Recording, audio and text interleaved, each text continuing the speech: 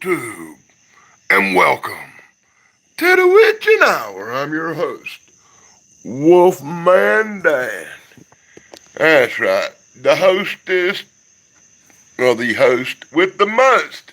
And while we give everybody a chance to come on in,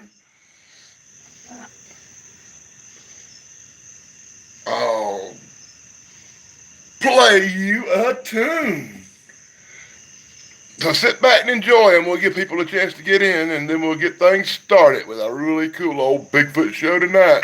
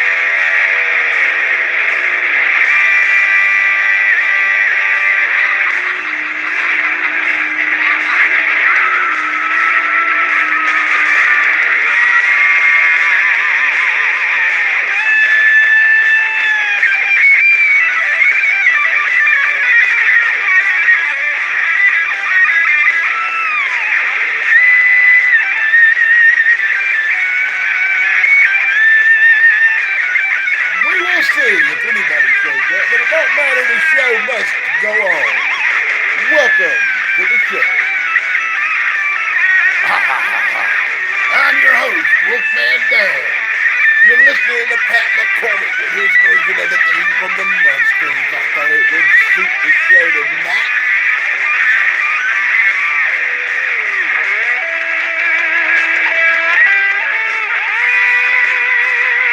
Are you going to love this one, Uncle Bones? I'm going to go Bigfoot from 1974 on everybody and actually show a video instead of just playing music all night.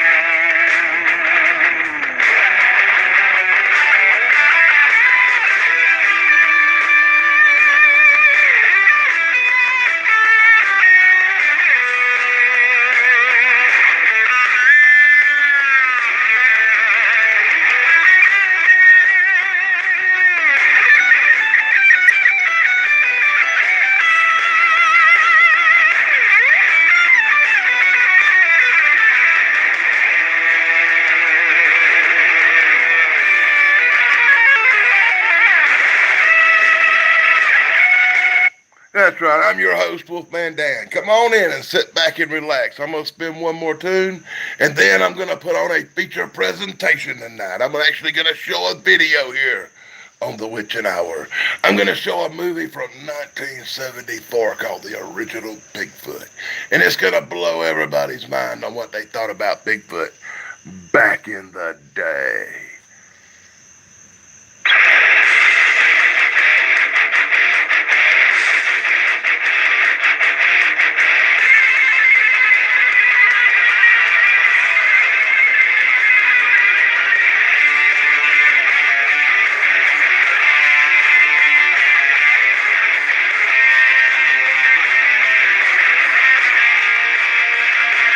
Pat McCormick doing a thing with Lost in Space, and I'm going to use this time to get the video part of the show set up a little bit, so bear with me. Well, apparently everybody isn't bearing with me. Gotta have the camera set in the proper position for when the show starts, right?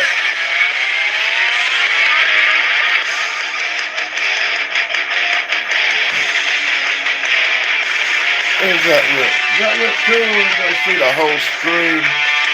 Yeah. Further over. Whatever thing. Okay, it's ready now, guys. It's ready now. And everybody be sure to check out Pat McCormick at the Golden Rage of Television, providing the cool opening tunes for the Wolfman Dan Witching Hour show.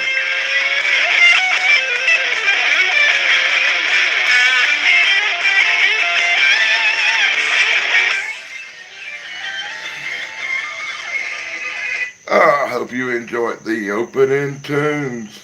Now, if you give me about, I don't know, 1 minute, I'll get this show started. And I'll be showing an original 1974 classic. It's called the original Bigfoot.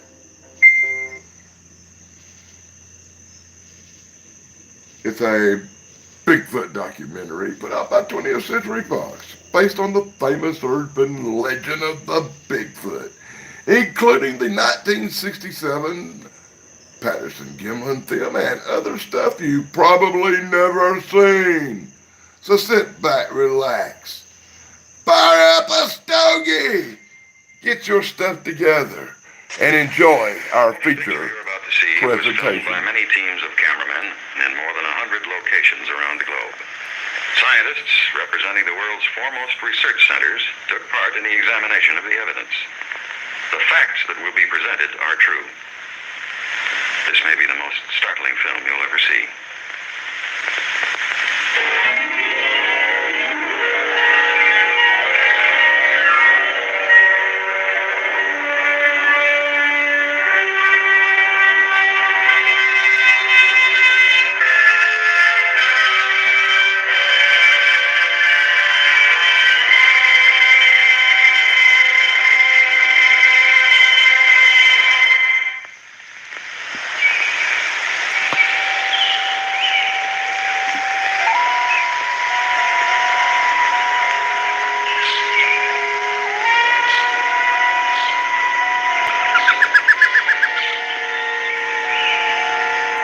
I'm trying to get it right, guys. Trying to get it right. You know how that goes when you're doing YouTube.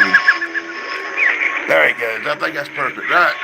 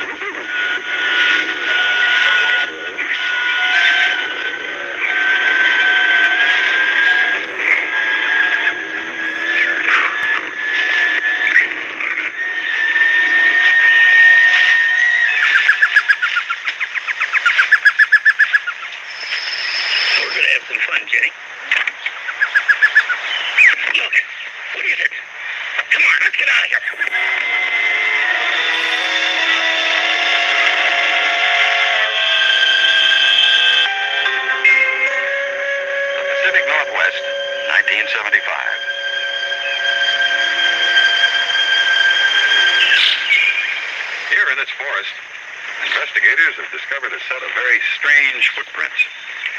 Human-like footprints, about 18 inches long and 7 inches wide, the footprints of a giant. A mysterious creature is roaming this wilderness, a creature that has confounded scientists, baffled investigators, and captured the imagination of millions of people.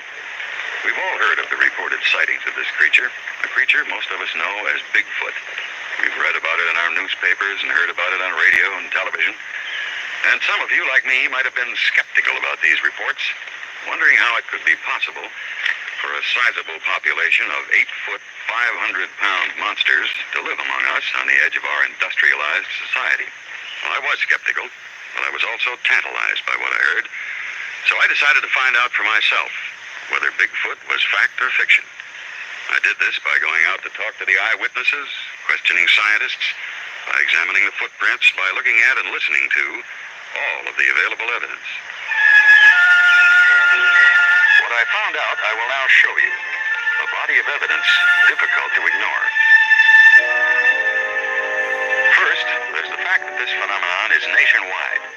That each year, people of all kinds from many places report seeing the giant creature, describing it as being covered with hair, being half man, half ape, and as having an overwhelming stench.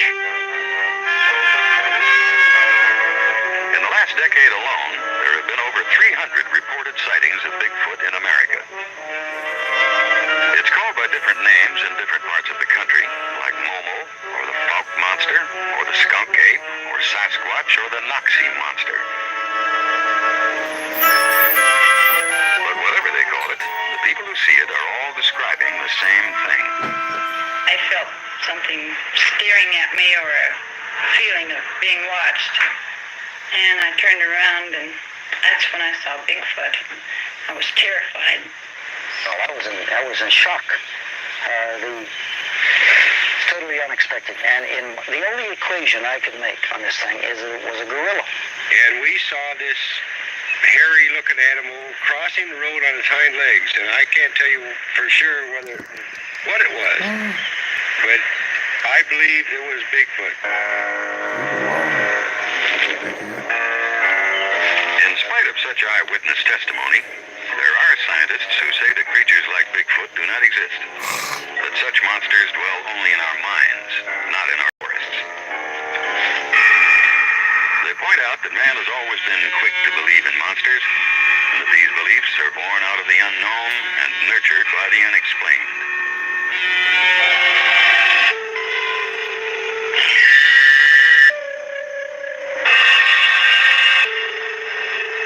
But even these scientists agree that some monsters have had a basis in fact.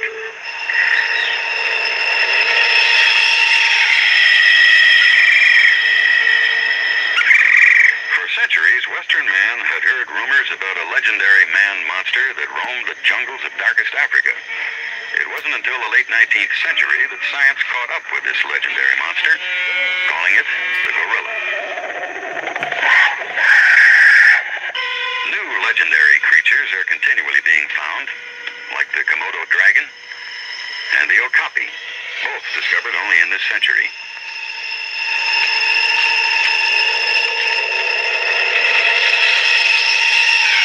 The giant panda was not discovered by Western scientists until 1937.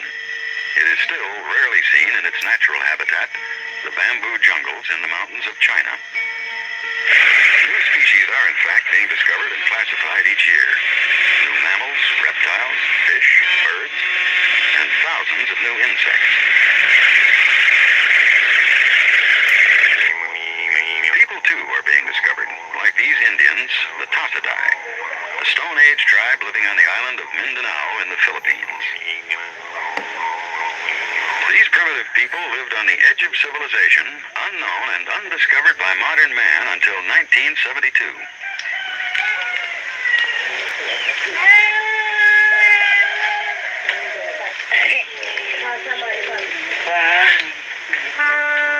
Closer to home is the story of Ishi, the dawn man of Redding, California.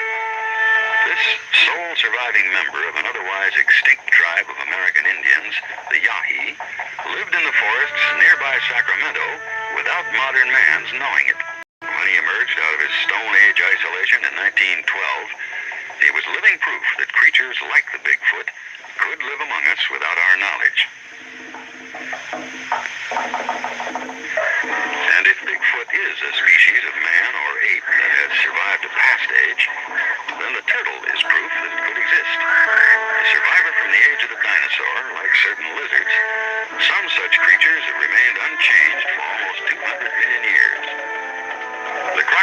is another reptile that has survived the ages.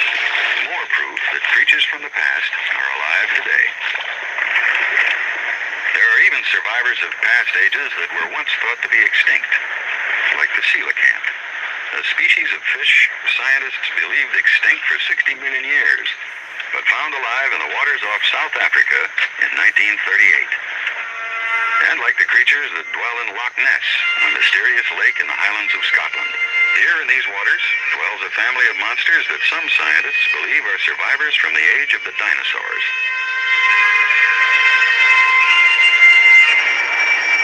The Loch Ness Monster has been reported seen by thousands of people, by tourists, and by the villagers who live around the lake.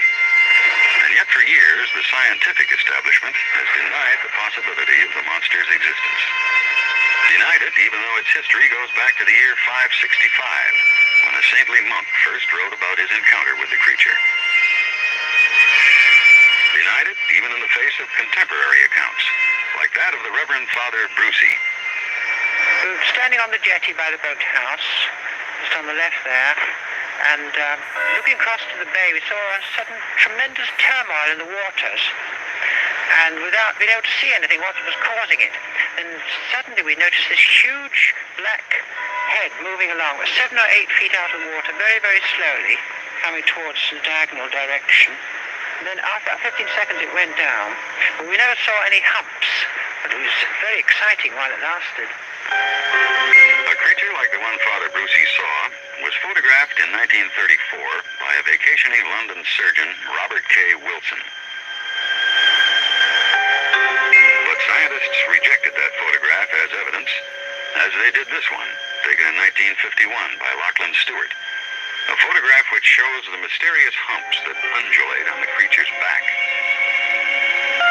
This picture, taken in 1955 by Peter McNabb, was similarly rejected, even though it clearly shows the creature nearby a familiar landmark. There were at least 16 photographs of the Loch Ness Monster, and all of them were rejected as evidence by the scientific community. It wasn't until this man, Tim Dinsdale, took his motion picture film of the monster that some scientists began to take notice. It was in 1960. Dinsdale, an aeronautical engineer, took this film with his 16mm spring-wind camera using a 135mm telephoto lens. He submitted the film for analysis to the Joint Air Reconnaissance Intelligence Center at the British Defense Ministry. They enlarged the film, as shown here, subjecting it to intense scrutiny. Their conclusions? That the film is of a living object, that it's moving 10 miles per hour, and that it's 6 feet wide and 5 feet high. Dinsdale's film of the creature encouraged a new breed of monster hunters. Starting in 1962, the Loch Ness Phenomena Investigation Bureau brought a long-needed expertise into the search. They kept cameras pointed at all times on strategic parts of the lake. Their major achievement? This film, taken by Richard Rayner in June 1967.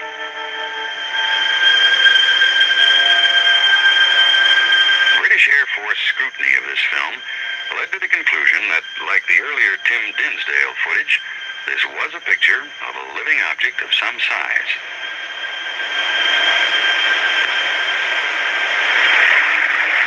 In 1969, for the first time, the monster hunters took their cameras underwater, in submarines. But the unusually peaty and murky darkness of the loch's waters closed off all possible visibility. The submarines were considered useless and were withdrawn.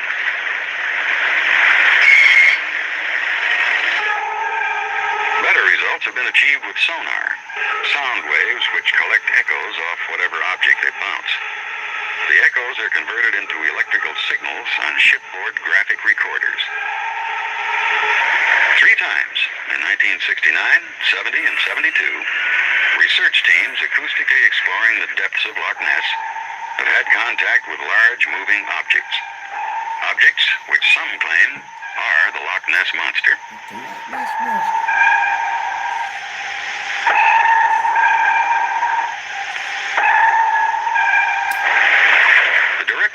these expeditions was a Boston patent lawyer and physicist, Dr. Robert Rines, who 4 times has returned to Loch Ness to try to get subsurface photographs of the monster. Dr. Rines each time has dropped waterproof cameras into the loch. Yes.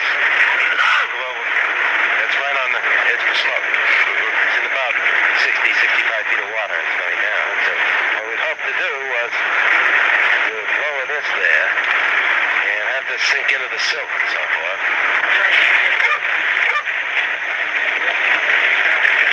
The cameras have been developed by Dr. Harold Edgerton of MIT, who also developed Jacques Cousteau's underwater equipment. The cameras are connected to powerful strobe lights and sonar recorders, all operated by computers.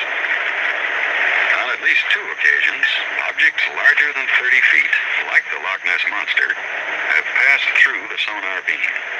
The computers then activated the strobe light and cameras, taking pictures every 10 seconds. In this way, the Rines team has collected the best evidence to prove the Loch Ness Monster's existence.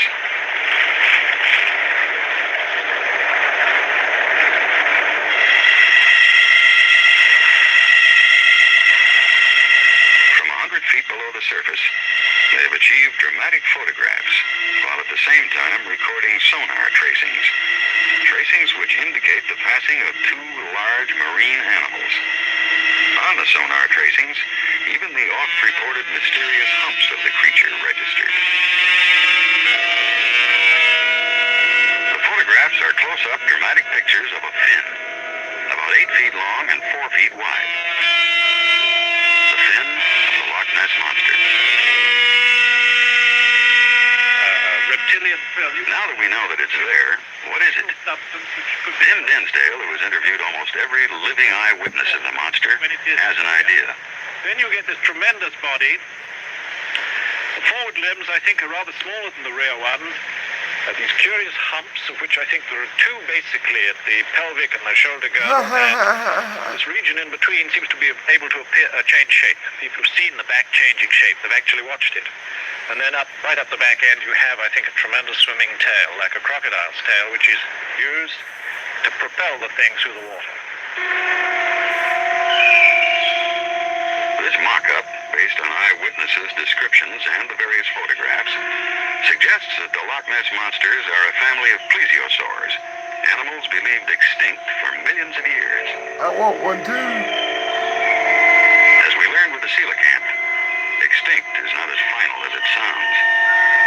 Some scientists now believe Loch Ness is home to 30 or 40 such giant creatures. Creatures the local people refer to as Nessie, a harmless monster. Unless one considers the tragic accident that befell British speed champion John Cobb. Attempting to set a new record on water, Cobb took his boat, the Crusader, onto Loch Ness in 1955.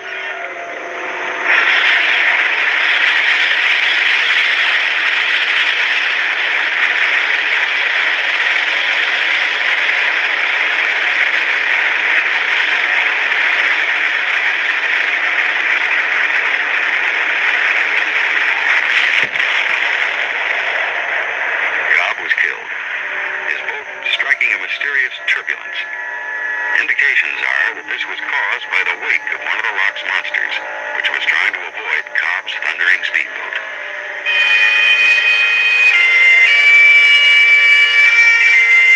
Once rejected by scientists and skeptics, the Loch Ness monsters are now believed to live in this lake, 24 miles long, 1 mile wide. But still rejected by scientists and skeptics are the giant monsters that dwell in the forests of North America.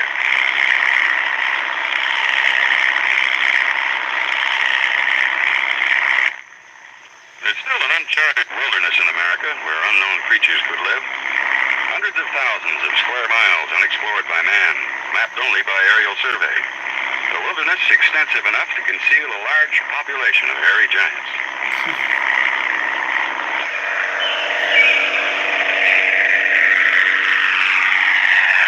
Is shrinking, civilization is narrowing its boundaries, and as it does, our contact with the Bigfoot creatures becomes more frequent, Each year, there are more footprints discovered, more sightings reported.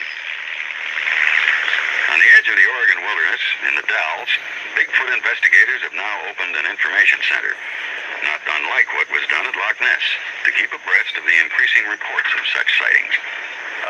What happened? Do you think you actually saw something or heard something? Okay, did it look like a man? Was it walking upright? Okay, how big do you think it was? Bigfoot, like the Loch Ness monster before it, is a creature that most people reject until they see it themselves. Yep. One skeptic was Mrs. Mary Jefferson, a widow living alone in a small town in northern Washington. In late August 1973, she was distracted by the incessant barking of her dog. My dog does that. Emerging out of the wilderness, perhaps because of the recent forest fires in the north, came a creature Mrs. Jefferson had never seen before.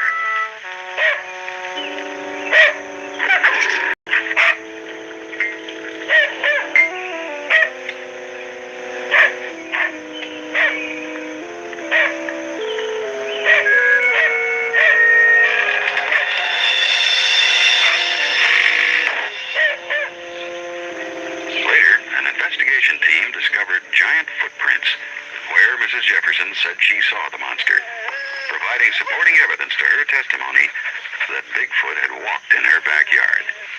He was 8 or 10 feet tall, and he weighed 700 or 800 pounds. Now, he walked upright like a man, and his hair, well, it was brownish, and it stood up on end. It was all tousled, and his face was just hideous, and he smelled.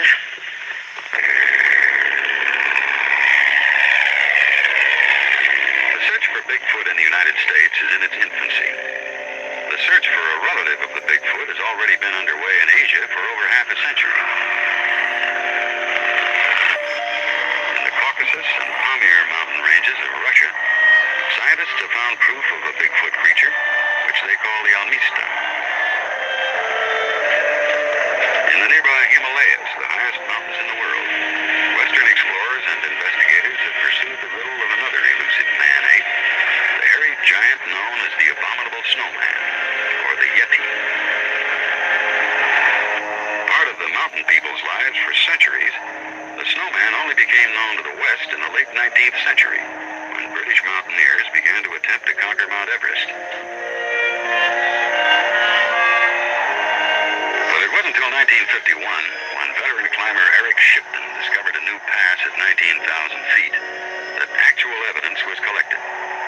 Shipton, standing where no man had ever been before, took these photographs of giant man-like tracks. Once a non-believer in the Yeti, Shipton remembers. Well, I must say I felt I had a very strange feeling inside. I've often seen these tracks before, but hitherto I'd always been a bit of an agnostic about the whole question. But seeing these tracks so absolutely fresh and clear, well, there seemed to be no doubt about it at all. And it was that really gave me a very eerie feeling that here one was in the presence of something quite unknown.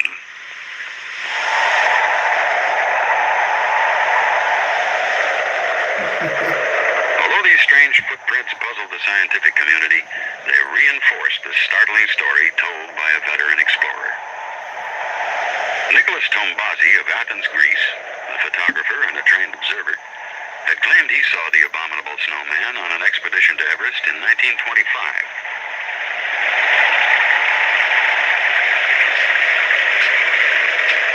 Almost never seen by Westerners, the snowman was glimpsed by Tombazi in a clearing only 300 yards away.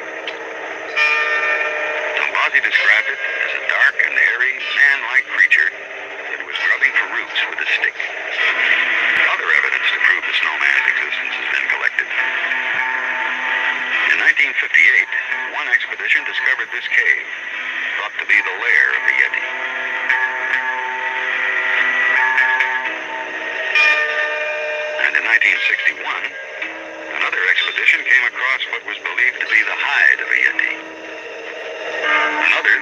what was believed to be a Yeti's mummified hand, and what was said to be the hide of a Yeti's skull. Hey, I found his balls.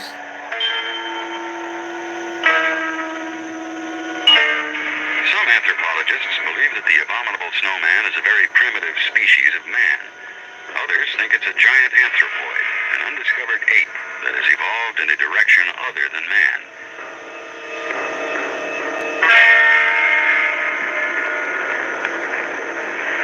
They believe that these giant creatures migrated from Asia to America thousands of years ago on what was once the Bering Straits land bridge, which linked Russia to Alaska.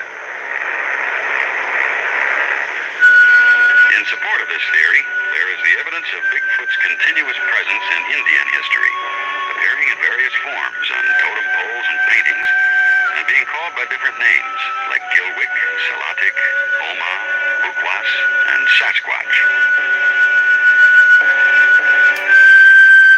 Part of the North American Indians' mythology from the beginning, Bigfoot was first encountered by a European in 1811. British explorer and mountain man David Thompson noted in his journal that while crossing the Rockies, he came across footprints made by a giant. Footprints whose great size, he wrote, could not have been made by bears. And in July of 1884, a British Columbia newspaper carried the account of the capture of a creature. A creature they called Jacko, whose description fits that of a young Bigfoot. Another early account of Bigfoot in America comes from President Theodore Roosevelt in a book he wrote about his days out west. The true story concerns two trappers on the Salmon River. It was in 1852. The trappers encountered the creature.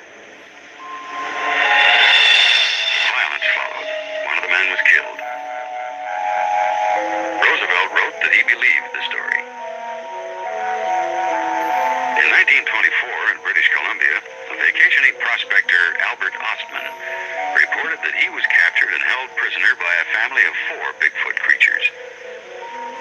Ostman's incredible tale included observations that one scientist felt could only have come from a direct encounter with a large primate species.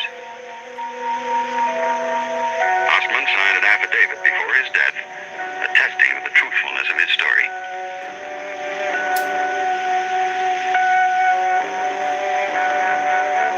That same year in Washington State, Fred Beck and 4 other miners reported they shot at 2 different Bigfoot creatures. Later, Beck and his friends were attacked by an angry group of Bigfoot giants who tried to destroy their cabin by rolling large boulders onto the roof. True story. These and other accounts make up the long history of man's experience with Bigfoot in the forests of America. Stories from the past, colorful and exciting, and yet by themselves, not quite enough to prove that Bigfoot exists. We need something more. The accounts of eyewitnesses today, people whose stories we can check on firsthand. Such is the story of Mary Lou Bowman of a small town in western Michigan. The time, October 6th, 1974. The 17-year-old high school senior was waiting for her father. Hey, it's Sharon Guy.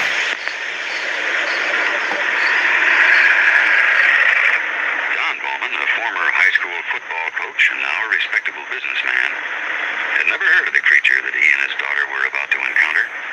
Had no idea that the dark road ahead, beyond where his daughter stood waiting for him, held a promise of terror that would soon bolt up out of the shadows. How was your babysitting? Fine, except I didn't know it'd be on so late.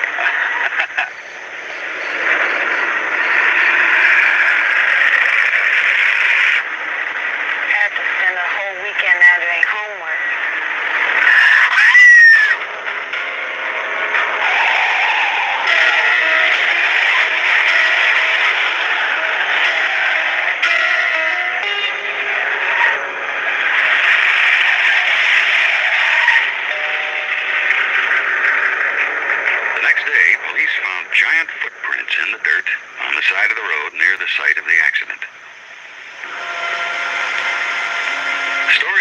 eyewitnesses like Don Bowman and his daughter are the most compelling evidence for Bigfoot's existence.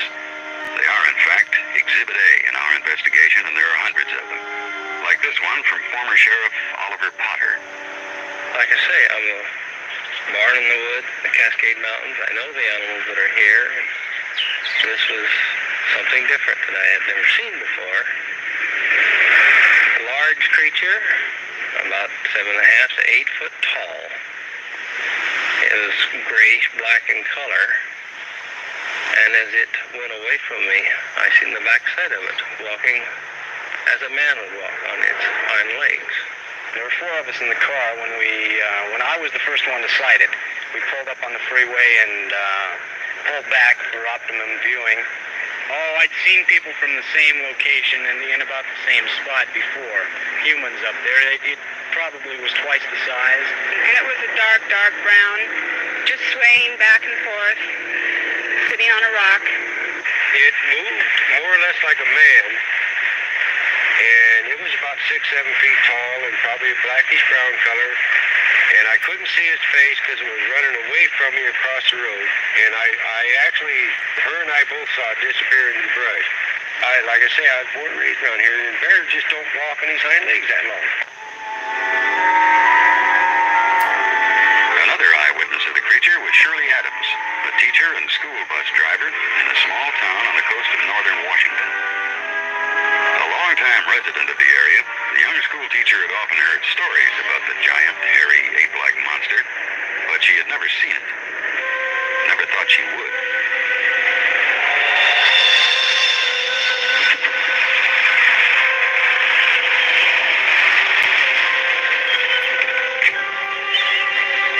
That's a Scooby-Doo What Shirley van. Adams saw did not frighten her. She experienced, in her own words, an unusual pleasure at seeing a creature at peace with nature.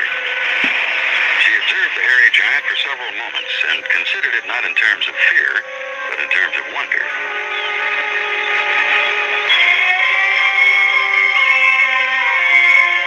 Eyewitness testimony, however, has had little such effect on the scientific community. Eyewitness reports are not reliable. People can think they see things. Their minds can play tricks on them. But Dr. Tibbetts, so many people have seen Bigfoot. Now, is it possible that they're all hallucinating? Look, see this skull? Now that's hard evidence, something to test, to deal with. Bring me a bone or a skull or a carcass, and then maybe I'll believe in Bigfoot. But hundreds of law-abiding, respectable people have testified that they've seen Bigfoot. They've signed affidavits to that effect. They've even subjected themselves to examination under hypnosis. And yet the scientific community completely disregards such testimony. It's unreliable. Now, isn't it possible that science doesn't know how to use oral evidence? I mean, how to evaluate it, let's say the way the law does. Now, isn't oral testimony the basis of our judicial system? Well, I don't know. Science needs something concrete. Why, for instance, hasn't a hunter ever been able to find the remains of a dead Bigfoot in the forest? I mean, there have been so many people through the area where this thing supposedly has been seen. Yet nothing. A valid question. To find out the answer, I talked to anthropologist Dr. Lawrence Bradley. Well, in reality, very few bones are ever found anywhere in the forest.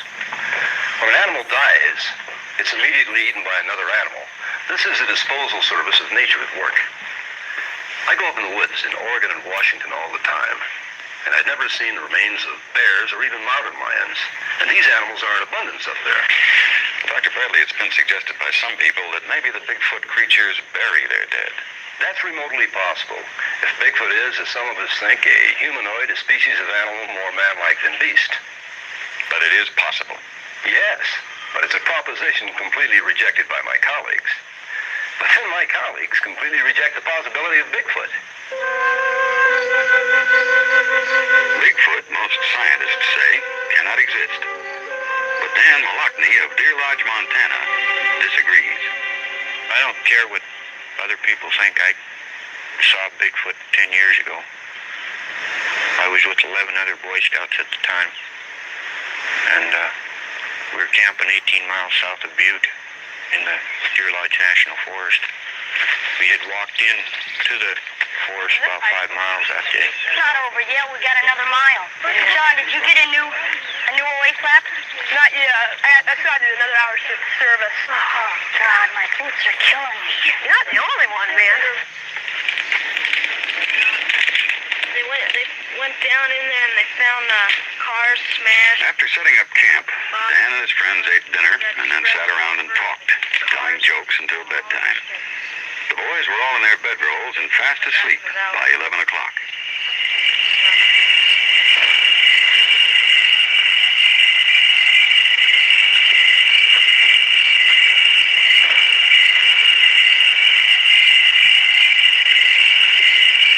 Whatever it was in the forest, Dan's friend was the first to sense it, the first to hear it.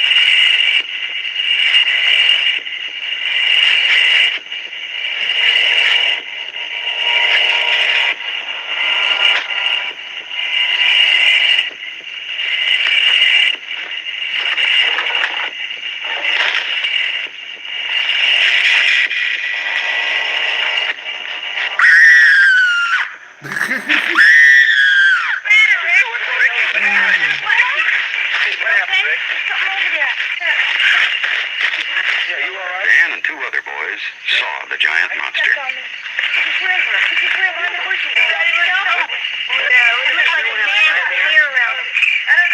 took us a couple hours to get back to sleep. And when we got up the next morning, we went up on the ridge where we saw the Bigfoot at. And when we got up there, we discovered a number of footprints, the biggest footprints I've ever seen. And they look something like this. Good drawing, dude. Exhibit B, the footprints. Some 20 inches long, 8 inches wide. Footprints found impressed 2 inches deep into the earth, an inch and a half deeper than a normal man's.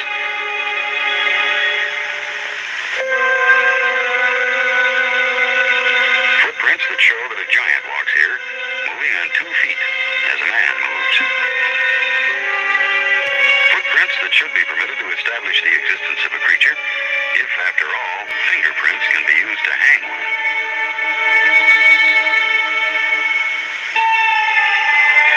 These footprints, however, in spite of their number, do not convince the scientific community that Bigfoot exists. These scientists maintain that nature plays tricks with footprints, especially in the snow. Footprints, they say, change shape and grow larger as they continuously melt and refreeze.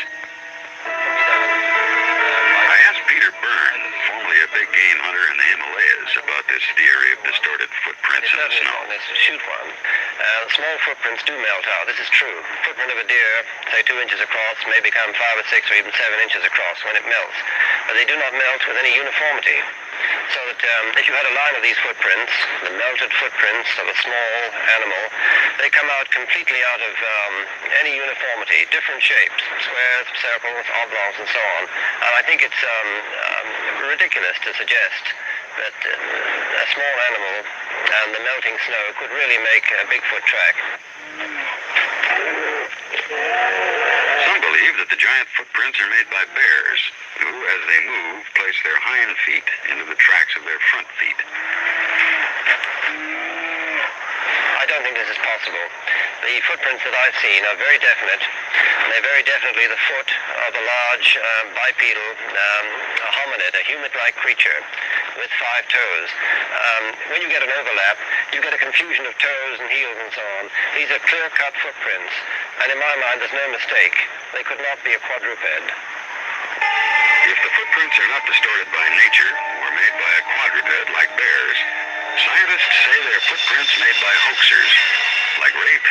Chehalis, Washington. 7 times, beginning in 1971, Pickens has tracked the wilderness with bogus Bigfoot tracks. His purpose? Not to fool the scientists, but to fool the monster hunters. He tells us why. Well, we were sitting there having coffee at this Arden Cafe, and 2 gentlemen came in, and they was asking us about Bigfoot. And we said, well, we didn't believe in it. And one gentleman says, well, you hicks around Arden probably wouldn't. And I turned to my friend, which his name is Harvey, and I says, Harvey, we're hicks. What are we going to do about it? And he says, yeah, what are we going to do about it? I says, we're going to show them who the hicks are. And then I went home and made boots. Hoaxers have fooled the experts occasionally, but anthropologist Grover Krantz of Washington State University insists that fakers could not have made all the giant footprints. There are a number of footprints that I've seen that are faked, and this can be done. But on the other hand, there are a few that show some characteristics that I think could not have been faked. This is one such footprint. This cast, I've drawn in the approximate reconstructions of the bones. This is a crippled individual where a couple of bulges have extended out between adjacent bones on the outer edge of the foot. If this had been a human foot, these bulges would have been farther back, but they shifted forward, making the heel longer and the front of the foot shorter. This is exactly what is required for a foot that's going to carry perhaps an 800-pound body. Now, I don't think any faker could have thought of it and figured this out and adjusted his footprint accordingly. A fake footprint is just simply an expanded, enlarged footprint, or enlarged copy of a human foot. With this convincing background, I now thought it best to talk to a trained observer who personally discovered such giant tracks, like newspaperman Ed McLarney of Stevenson, Washington. I turned my head and looked in the direction Marv was pointing.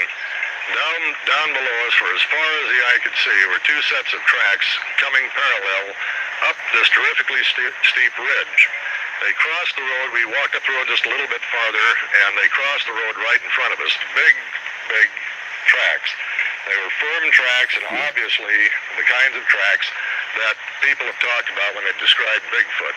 And what was especially convincing was the terrific distance between footprints. I have got pretty long legs. I'm nearly 6'4", and I could not, in trying to stretch my feet, could not duplicate what we were seeing there. I had to jump from one track to another to duplicate the distance between tracks.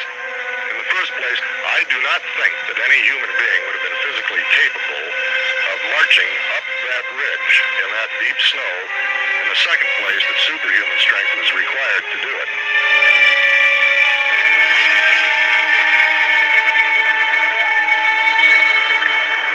For years, the only proof of Bigfoot's existence were the accounts of eyewitnesses and the plaster casts of footprints. It's only now, during the last decade, that proof in the way of physical evidence has begun to be accumulated. Here, in these woods, in a remote region of the High Sierra, some of that evidence has been collected. It was in the fall of 1972, and 3 men, Alan Berry, Rick Murphy, and Tim Sawyer, had just discovered human-like footprints 20 inches long. They'd heard about the creature called Bigfoot, but they never thought they'd encounter it. The men were relaxing after a hard day in the woods. With the Wells Fargo Active Cash credit card, earn And unlimited now for a 2% brief cashback on word purchases you from want, our like sponsors. and on what you need, like memory foam inserts. Thanks for coming, everybody. Be That's sure real to life ready. like, Visit subscribe, and ring the bell. wellsfargo.com/activecash. Terms apply. And be sure to go to Wells Fargo. Get your I'll tell you, card. next time we're coming out, he's doing the cooking, not you. All right, I don't need any ribbing about that. Yeah. You know. I told you guys I came up here as the guy.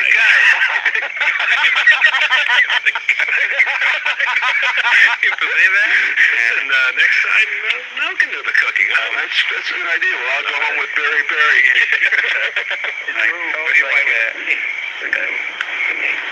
Did you see? Listen.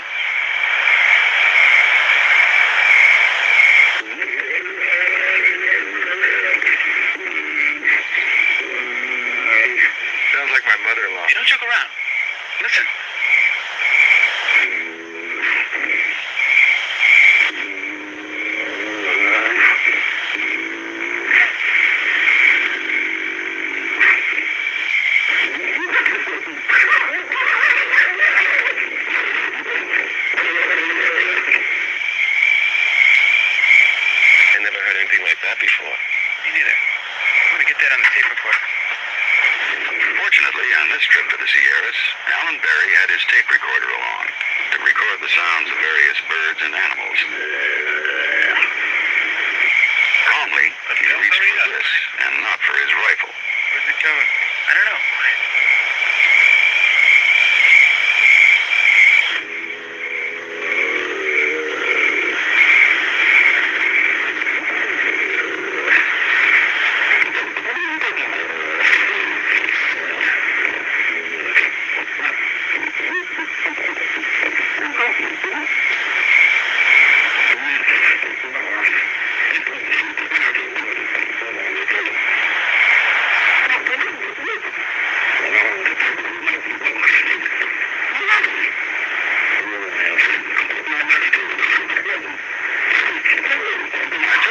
Tapes recorded by Alan Berry to Dr. Robert Sheldon.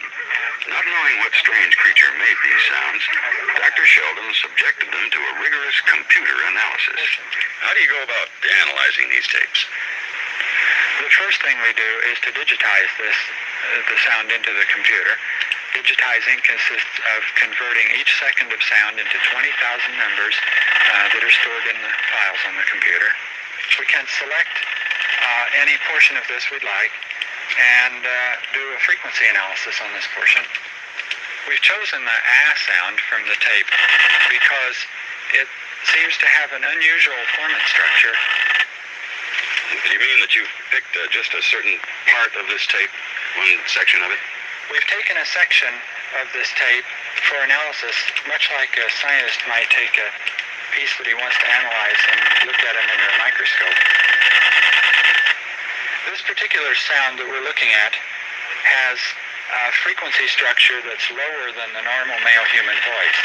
For example, we could do a sample of your voice, and then we could compare the analysis of your vowel with the analysis that we have from the tape.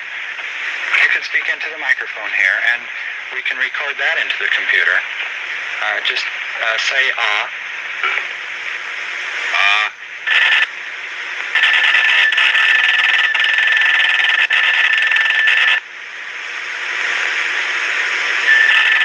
The comparison of the two printouts showed that the creature's vowel sound peaked early, higher than mine.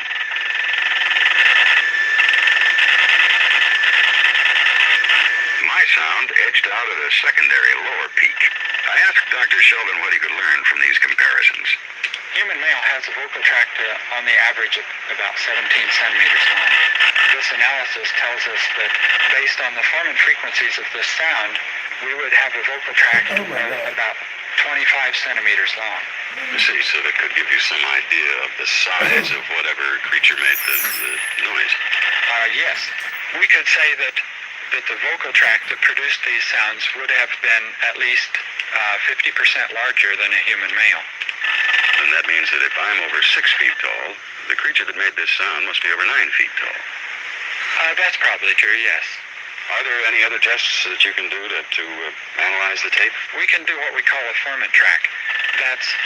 It's similar to a voice print. It's a newer and better way to do a voice print analysis on the computer.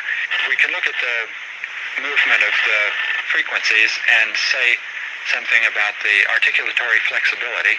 During the 15 minutes of sound on this tape, we have examples of 3 vowels, and o. Hi, Phil Swift here. This is Flex Super Glue. Just one single drop virtually welds itself to the surface and can easily lift over 3 tons. Get the new Flex Super Glue because it works.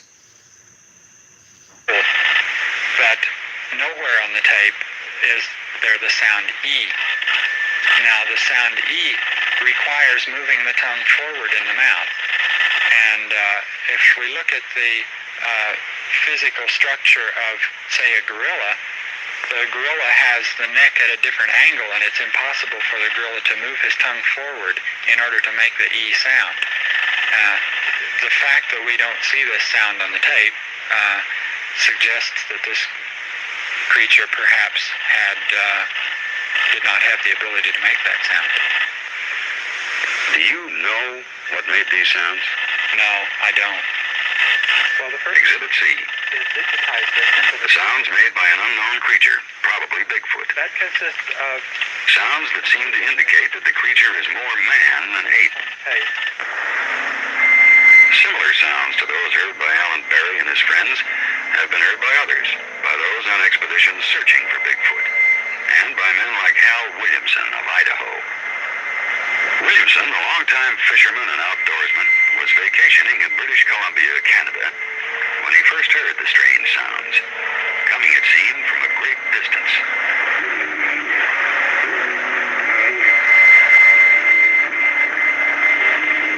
The sounds seemed to be coming closer, and suddenly they were upon him.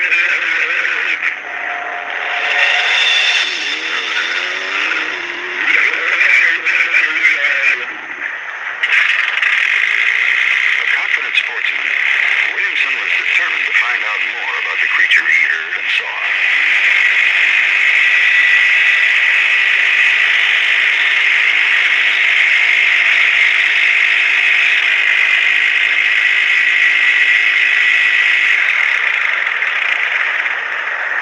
The air was heavy with a foul odor, a stench Williamson later described as being, in his own words, one of the worst smells he's ever experienced.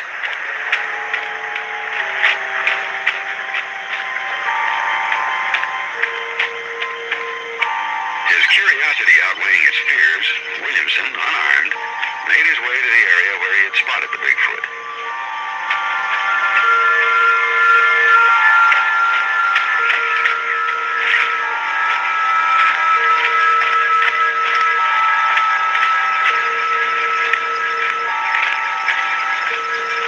Silence now replaced the eerie screams of the giant creature. But the stench in the air told Williamson that the monster was still nearby.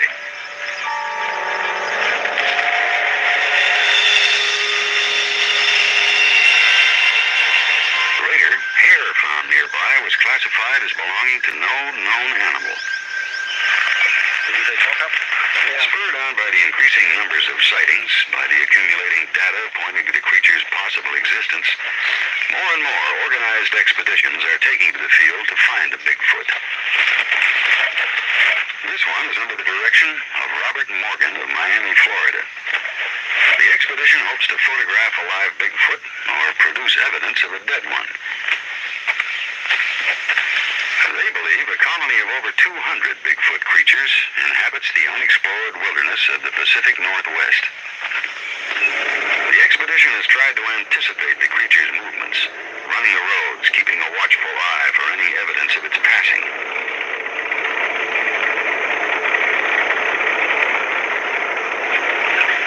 Thinking Bigfoot to be a nocturnal creature, they're prepared to penetrate the darkness of night with special light amplification viewing devices.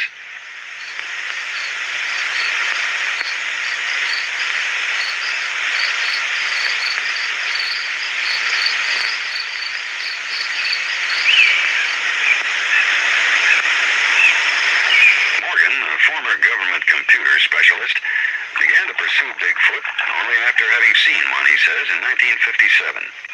And all of a sudden, this thing went through the bushes. He didn't go around. He went, I mean, I could see the wake, just plowed right through it, and he moved up at an angle away from me. I was on the edge of the canyon. And at the point I estimate about 40 yards from me, it went into an opening, a clearing in the brambles.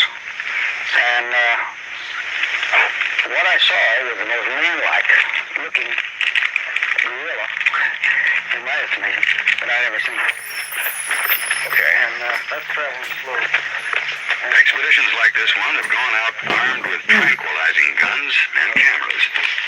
The object is to bring back evidence to force the scientific establishment to take a more active part in the search for Bigfoot. There's the fork in the road. So how did that way? We go up this way here. Okay. Deep and Ted. We'll see you in 3 days. Though it did not find a Bigfoot, this team did find hair and fecal droppings. Evidence found on expeditions like that of Robert Morgan's, and evidence found by chance by hunters and hikers, eventually finds its way into scientific laboratories like this one. Some of it has yielded interesting results. For instance, though some feces collected and turned in are found to be that of bears or other animals, others remain unexplained, unidentifiable, possibly from a creature unknown to science. A great deal can be learned from droppings. For example, the eating habits of the creature, which in turn can help those who are looking for Bigfoot. Now, the Morgan expedition reports that examination of feces leads them to believe that Bigfoot feeds on roots and grass and berries and tree shoots. And therefore, in their search for Bigfoot, they are following the growth of these succulents. Now, samples of hair believed to be that of Bigfoot are frequently brought in for examination. And again, though most of it turns out to be that of bears or some other known animal, there is that occasional finding, a strand of hair that defies analysis. Not that of a bear, not a man or a coyote or a wolf, but of something unknown. Thank you.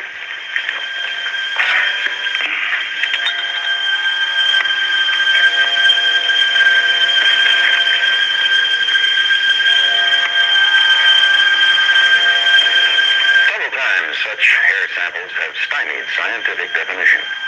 Now, these hair samples were found at the site of giant human-like footprints and after a sighting of a Bigfoot creature. The hair samples, then, should be labeled Exhibit B, a piece of evidence which the United States Army has endorsed in its official engineering atlas covering the state of Washington. Now, this is very interesting. The wildlife of the state, Sasquatch or Bigfoot, is featured.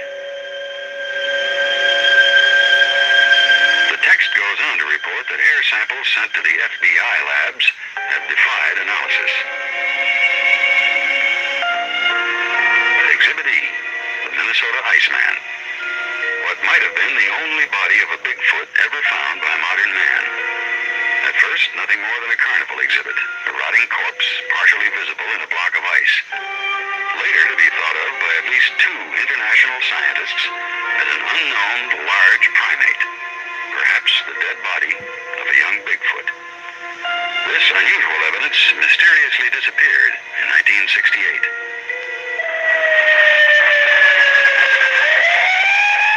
Next, I turn to an investigative avenue often taken by the world's police departments to get another, if unusually different, viewpoint of the creature's existence.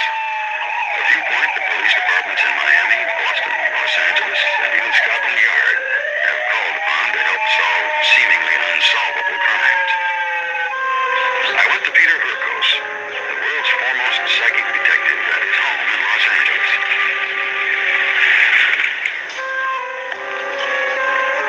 Nice car, Peter. I took with me, unknown to him and concealed in a suitcase, a plaster cast of a giant Bigfoot footprint.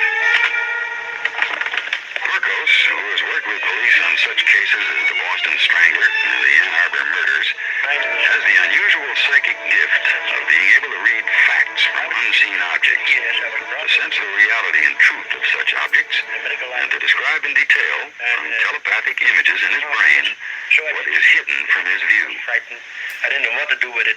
But I had to do any type of science me imposed. Now, I have something inside this case that I want to know something more about. Yeah. Now, can you psychometrize what's in here without ever having seen it and tell me something about it, anything? I will try. All right. Can I set it up or what? Yes, you can put it any way you like.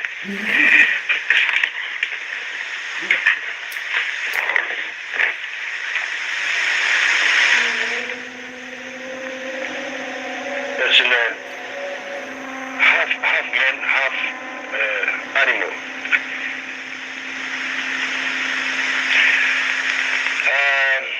Weighs about, I would say about 5. Introducing new cold And now a specialty word from our subs from Firehouse sponsors, and Subs. just enough to Mile make high you with hungry. favorite deli meats and Be grilled sure to go veggies to and serve Firehouse cold on Subs. our new Italian roll. Tap the banner now to start your order. For a limited time, select locations only. 500 pounds. It's about between 8 and 9 feet.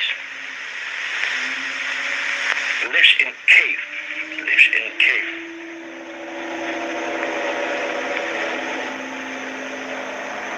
Eat part of animals, the intestine and animals eat, and also berries and green stuff. It's Not a gorilla. It's like a man, strong chest and long arms, normal fingers like we have. Very hairy, long hair and short beard type. Peter, do you want me to draw the picture the way I see the... Will you? Yes, sure. I have paper.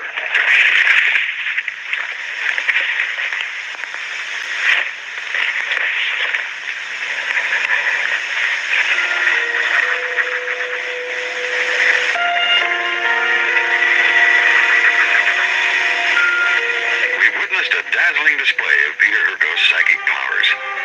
Powers that not only determined what was in a closed case, but powers that said the object in that case was authentic, not a fake. That it was made by a living creature, by a Bigfoot.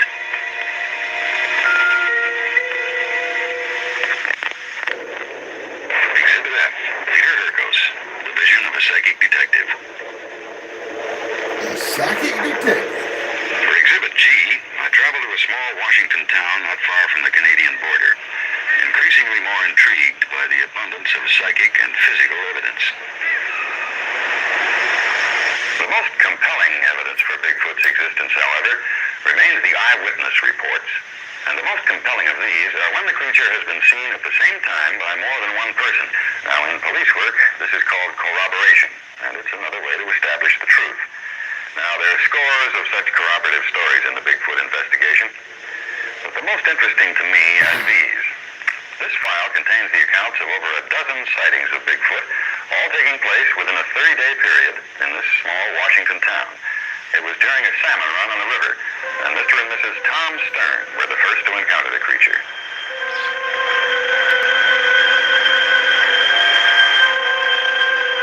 It was during September 1975. Great day for fishing. Yes, it really is. Say, by the way, what time's your brother coming over this evening? Oh, I don't know, fairly early. There's something wrong with this reel. That's the one you wanted, sweetheart. I don't know, maybe it's me. I don't seem to be working it right. If you work it right and catch some fish, and I promise I'll fry them.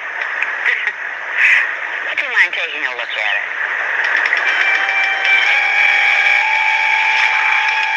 What is that?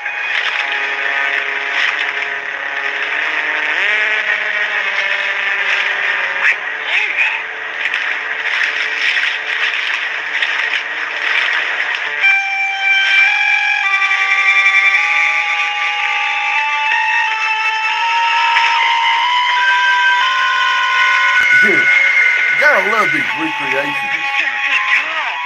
They must have weighed 500-600 pounds.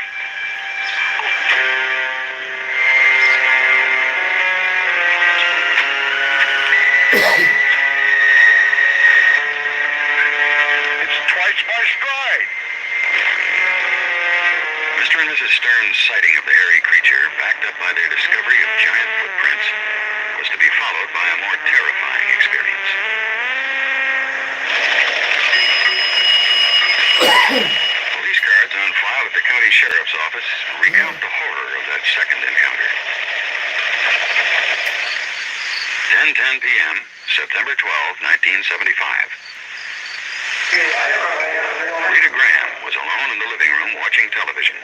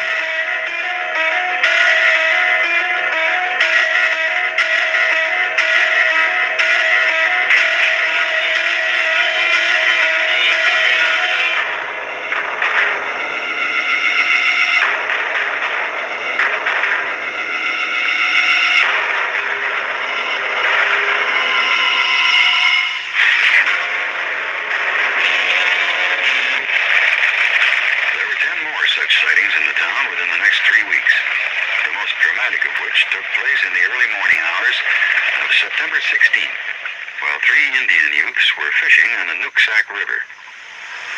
John Green, 31, a recreational director for the Lummi Indian Council, and 2 friends were taking turns drifting down the channel, trailing their nets, fishing for salmon.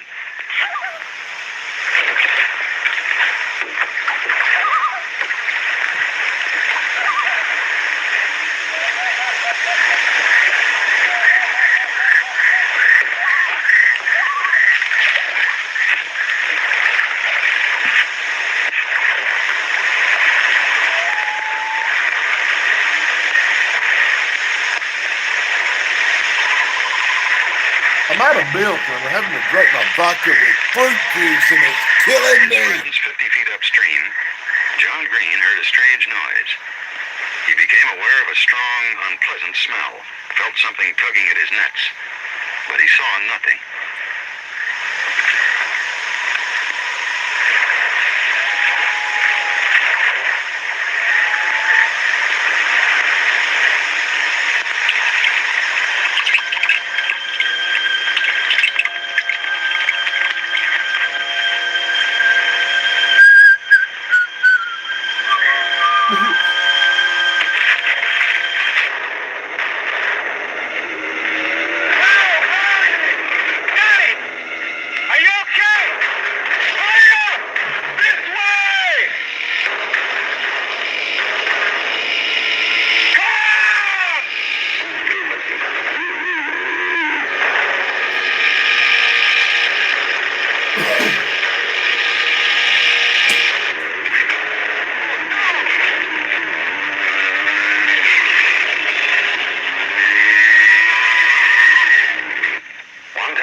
A number of sightings. Now, is it possible that so many people over a period of time could fabricate and maintain their stories, that is, tell lies, or are they telling the truth? With me is William Stenberg, a former police officer for the Glendale Police Department, a man licensed by the state of California to do polygraph work, that is, to conduct lie detector examinations. We're about to test the story of one of those townspeople, Johnny Green, whose story you've just seen. We're going to give him a lie detector test to see if he was telling the truth. In order that the test meet every standard of normal investigative work, our cameras will not intrude on the examination. We'll watch from back here through a 2-way mirror. Johnny's reactions will not be altered by our presence. Mr. Stenberg, can you tell me basically how the polygraph works? Yes, sir, I can. This is a Keeler polygraph, 3-channel instrument. It records the breathing in the pneumo tube, which is placed around the subject's abdomen. The cardio cuff, which is placed upon either the left or right arm, records the rise and fall in the subject's blood pressure. A galvanic skin response is placed upon either the left or right hand, and it records certain perspiration emitted by the palm of the hand. All the reactions are recorded independently by the 3 pins, the pneumo, galvanic skin response, and the cardio. All questions require yes or no answers. Gentleman, John. Test about to begin. Close your eyes, please, John. Is your true name John Green? Yes. You intend to answer all my questions truthfully? Partnership with Granger, we've hit almost every type of event you can have. And now a word from our sponsors. Well, welcome the new guy, David. Greetings, David, and welcome to the stream. Taking this break just to welcome you. Yes. Do you believe you saw a creature 7 feet feet tall, standing in the water of the Nooksack River at 2:30 a.m.? Yes. Did you feel and see the creature pull on the tailboard attached to your fishing net? Yes. Did you see the creature in your light? Yes. Were you truthful to me when you described the creature 7 feet tall, heavy build, covered with hair and a head shaped like a gorilla? Yes.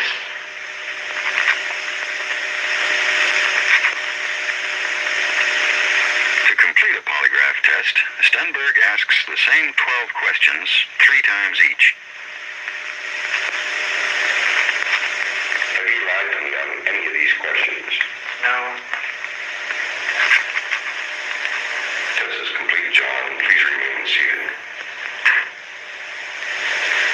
The polygraph machine confirms that John Green did see something that night in the Nooksack River. Something large and hairy. Something John Green and his neighbors called Bigfoot. Your eyelids are becoming heavier. Another way to test the truthfulness of eyewitnesses is through hypnosis, where people can more vividly recall things they saw and did but cannot remember. It's going to become limp. For this reason, police departments around the world now utilize hypnosis to get at the truth. Eyelids are becoming more and more heavy. I'm in the office of Dr. Sidney Walter, a clinical psychologist licensed by the California State Board of Medical Examiners. A former professor at UCLA and a government consultant, Dr. Walter specializes in the use of hypnosis. And he is, at this moment, placing Jerry Lou Welchel of Fontana, California, into a hypnotic trance. Now, Jerry Lou has already told me that she, her girlfriend, and 2 children all saw Bigfoot one night 6 years ago. Dr. Walter will now test her story under hypnosis. You're back into the summer of 1968. It is summertime of 1968. It is summertime of 1968. You're going to call up your girlfriend, Kathy. You're going to get into your T-Bird and drive towards that location. And you're going to relive and experience everything in detail, step by step.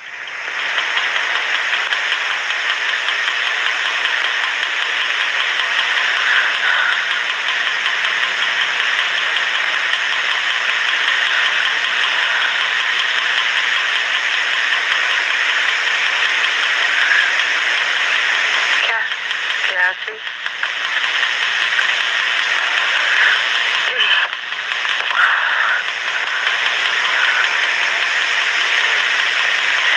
Kathy, it's Jerry.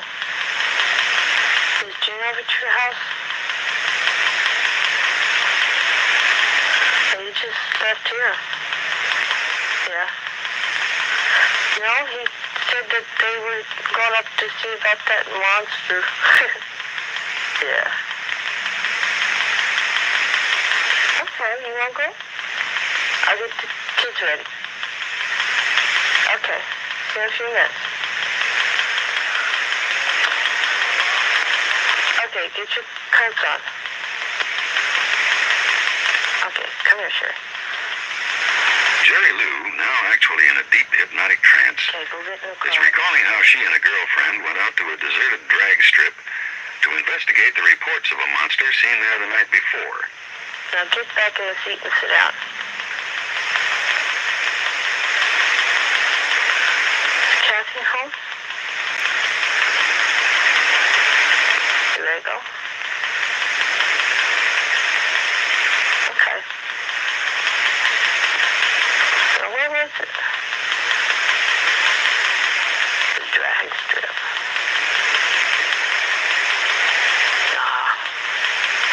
No monster's gonna be there.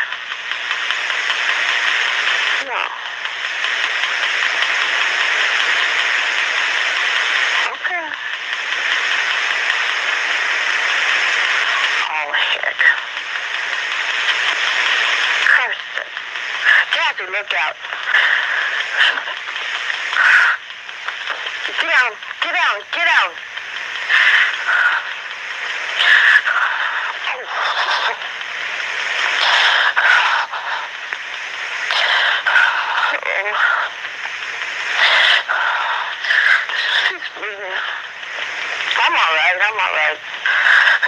police.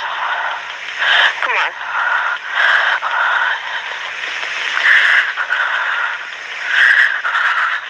Drift deeper and deeper into a relaxed state now, Jerry.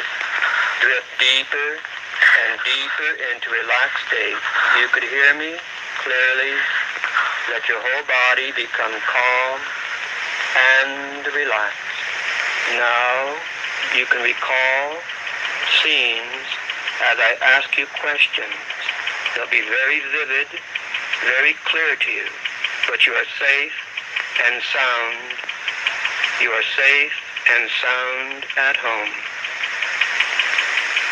Jerry, you could hear me clearly. What were you frightened of?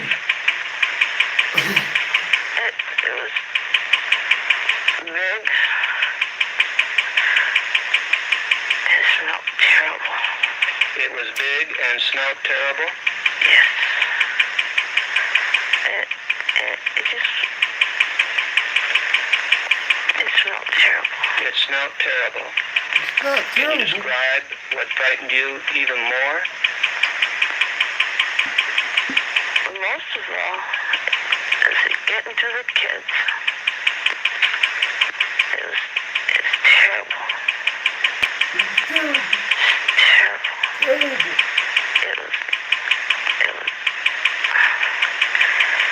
It was like I can't explain it.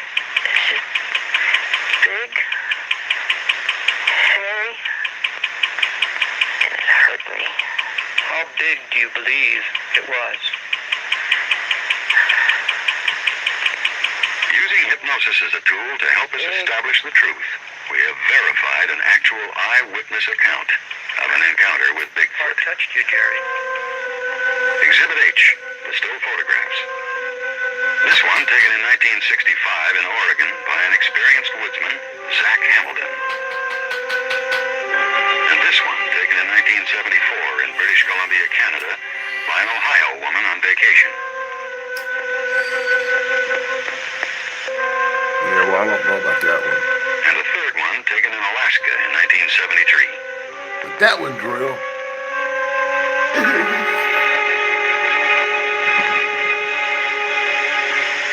Pictures of the creature would seem to be all the proof that's needed to confirm Bigfoot's existence. The most famous picture of Bigfoot is this one, taken by Yakima, Washington rodeo rider Roger Patterson in 1967 in Bluff Creek, California. Patterson took about 28 feet of motion picture film, the most controversial film of its kind. It startled the scientific world. Anthropologist Grover Krantz of Washington State University, Dr. Donald W. Grieve, a London scientist, and Dr. Dmitry Donsky, the chief of biomechanics at a Russian institute, all studied the film, and they could find no reason to doubt the film's authenticity. And John Napier, a primate biologist formerly of the Smithsonian Institution, also studied the film, and he wrote in his book that he too is convinced that Bigfoot exists. Patterson took his famous film while on an expedition with a colleague. They were tracking down the giant, hairy, man-like monster. Patterson had been searching for the creature for 8 years.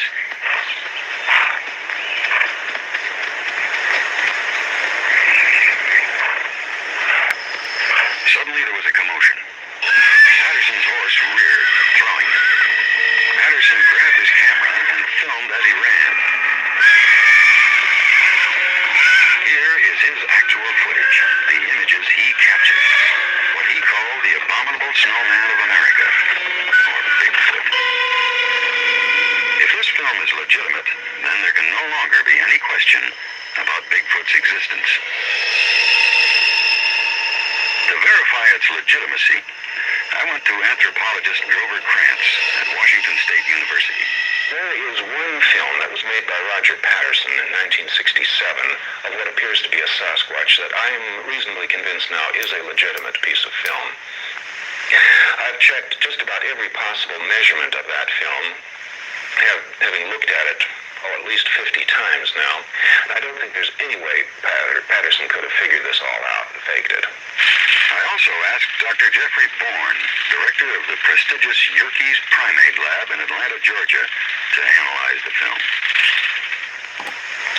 Well, you know, that looks to me very much like a human walk. Its gait is very much of a human-type gait.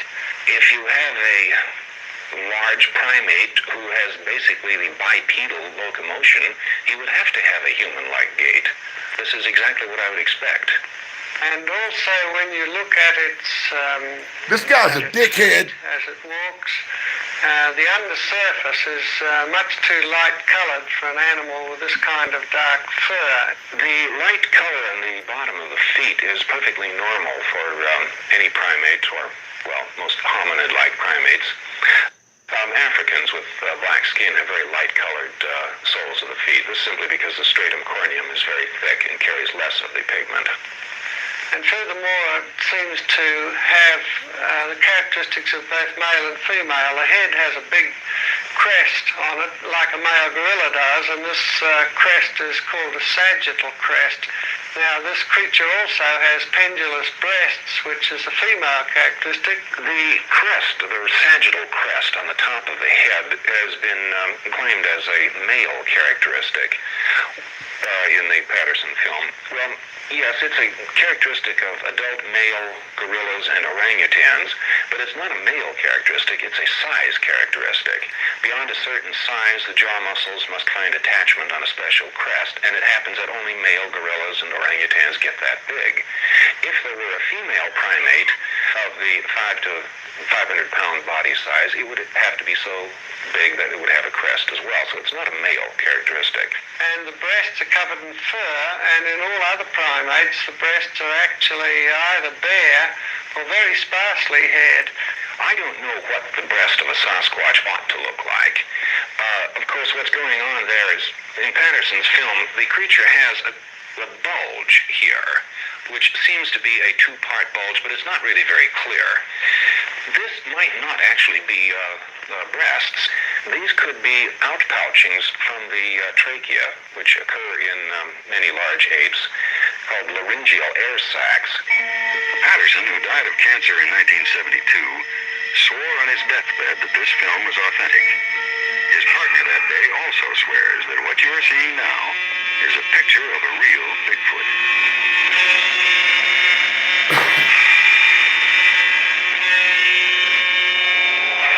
Satisfied with this evidence, some scientists are now trying to classify the Bigfoot creatures, declaring them to be perhaps a more evolved species of a fossilized ape, a more man-like Gigantopithecus.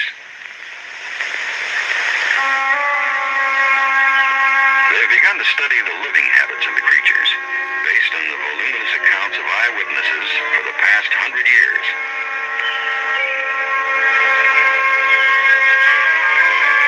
They've determined that there is a large colony of the creatures, perhaps 200 of them, centered mainly in the Pacific Northwest. They're nomadic creatures who travel in small groups, and oftentimes alone, following the food supply. Mainly vegetarians, eating roots, berries, fruits, and nuts.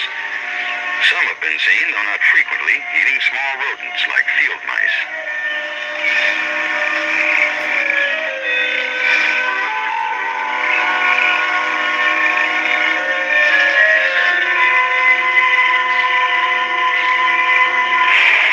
There have even been accounts of them digging for clams at an ocean beach.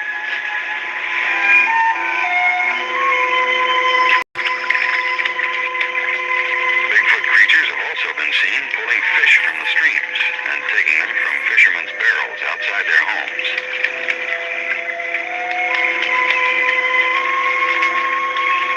They have never been known to use fire or to use tools, though they have frequently been seen using a stick or a stone to dig for food.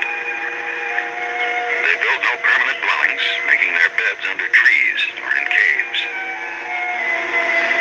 They sleep mostly during the day, traveling and looking for food at night, finding safety in the darkness.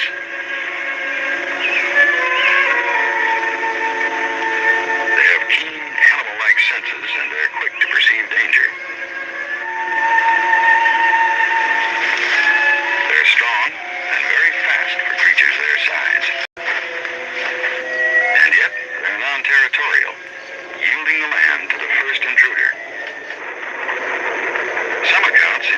the Bigfoot creatures might live in family units. Albert Ostman's observations in 1924 show that the father performed certain patriarchal duties for his family. The young of the Bigfoot probably enjoy a longer childhood than do most creatures in the wild. They're dependent on their elders for food, for protection, and for instruction in how to deal with the wild animals in the forest and with man.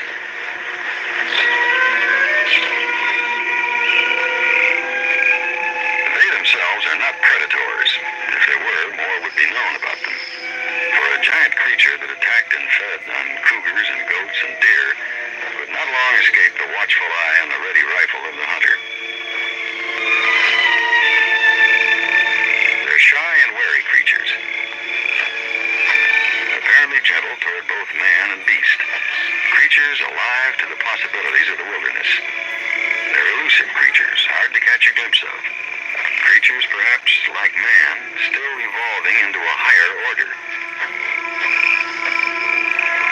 There are some who believe that the Bigfoot creatures are man, primitive man, and as such are entitled to all the protection our society offers other men. One true story that illustrates Bigfoot's human likeness is that told about an Oregon high school teacher, William Lawrence. Lawrence was driving with his wife Kathy on a backcountry road in the spring of 1973. Fish around here, especially this time of year. See everything you want here. Son of a... You see that? I'll get my rifle and get a shot at this thing.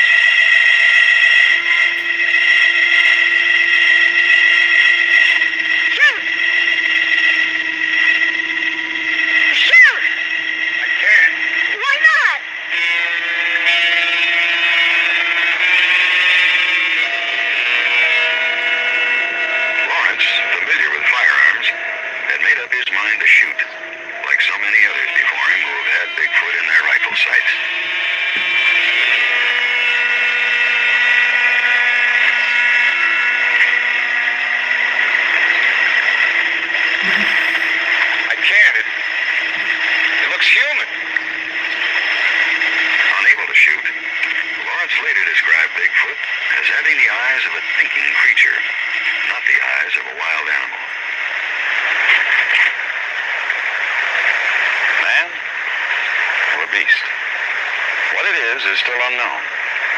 Some believe that Bigfoot is a kind of ape, undiscovered by science, or a prehistoric species of ape thought to be extinct. Others speculate it might be the so-called missing link, or even early man. Whatever it is, the volume of evidence seems conclusive. Our Earth is host to such giant creatures as the Bigfoot. There are the sightings, corroborated by hypnosis and polygraph tests, the footprints, the sound recordings, the photographs, the films, all enough to prove that Bigfoot is as much a part of our life as the gorilla or the Loch Ness Monster. Bigfoot is today free to roam the forests of America, living off the land but leaving no trace of his passage except for an occasional footprint. He's gigantic and powerful, and yet he harms nobody and destroys nothing. He is at peace with the wilderness. But this wilderness is vanishing. Each year, the press of civilization converts our forests into towns, our meadows into roads. The land the Bigfoot lives on shrinks. Soon they may be driven from their wilderness cover, like Ishi, the dawn man of Redding, California. And we will at last know what they are. And then there will be no more skeptics.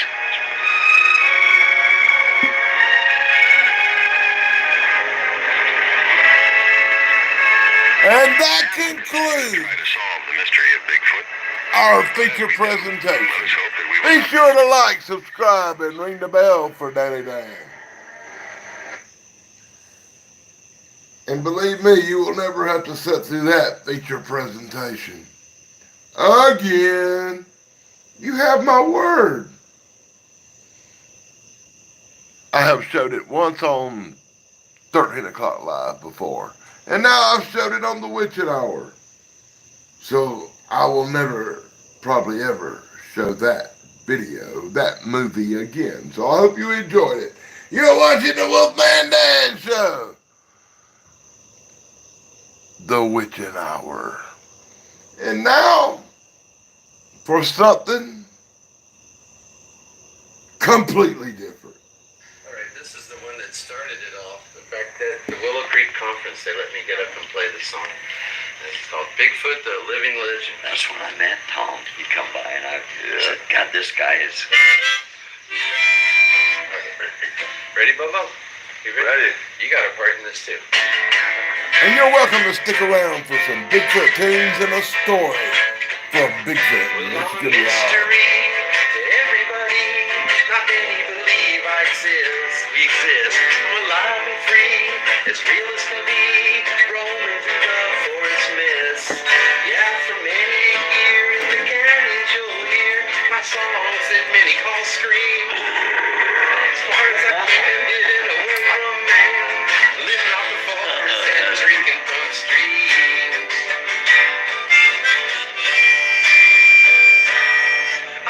Running through the forest, I don't wear no boot, 'cause I'm the living legend that they call Bigfoot. And taking my time, I don't need no watch, 'cause I'm the timeless creature that they call Sasquatch. You might see me running around the bend, but when you get there, you say, where are you, friend? Well, I'm nearby, but you don't get the hint, 'cause you're busy pouring plaster in my Bigfoot friends. I'm running through the forest, I don't wear no boot, 'cause I'm the living legend that they call Bigfoot. And taking my time, I don't need no watch, 'cause I'm the timeless creature that they call Sasquatch. Well, deep in the dark of the forest, I'm just at the edge of your campfire's light. I'm camouflaged, all covered in hair. If it wasn't for my smell, you wouldn't know I was there. Hey!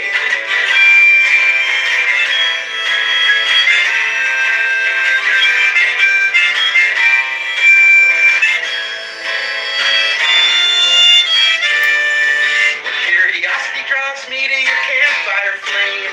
I circle your camp and it's all just a game. I tap my Bigfoot to the songs that I hear. Or maybe it's the beat, or maybe it's the beer. Oh, running through the forest, I don't wear no boots, 'cause I'm the living legend that they call Bigfoot. And taking my time, I sure don't need no watch. I'm the timeless creature that they call Sasquatch. Well, you may not believe creatures like me could be living near you, so happy and free. Well, I don't like when I see what you do. All the killing and the fighting, you're the savage, it's true. Hey!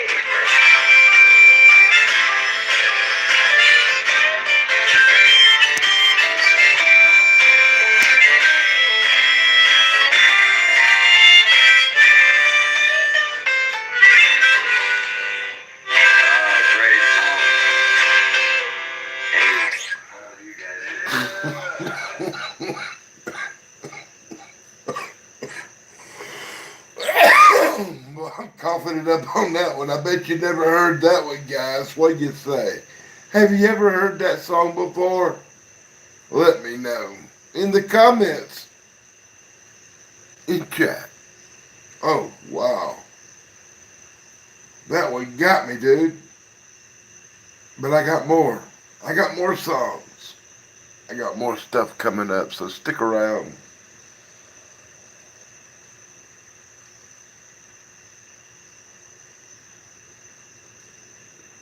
Hey everybody, got a new song for you called I Know There's Bigfoot in Ohio.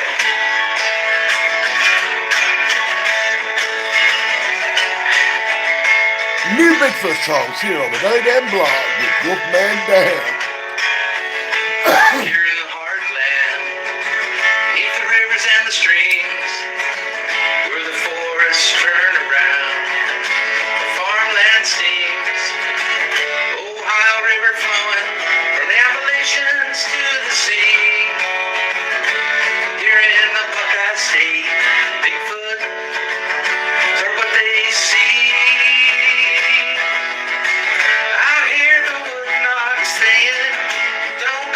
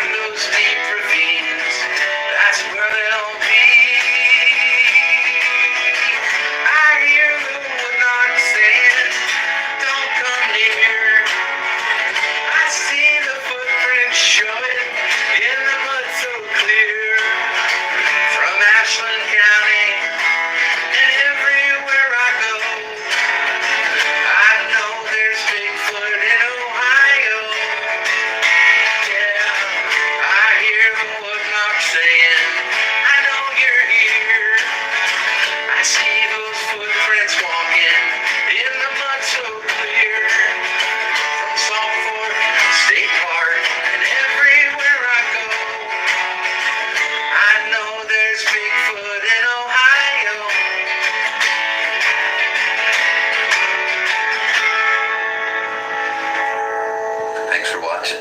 Goodbye.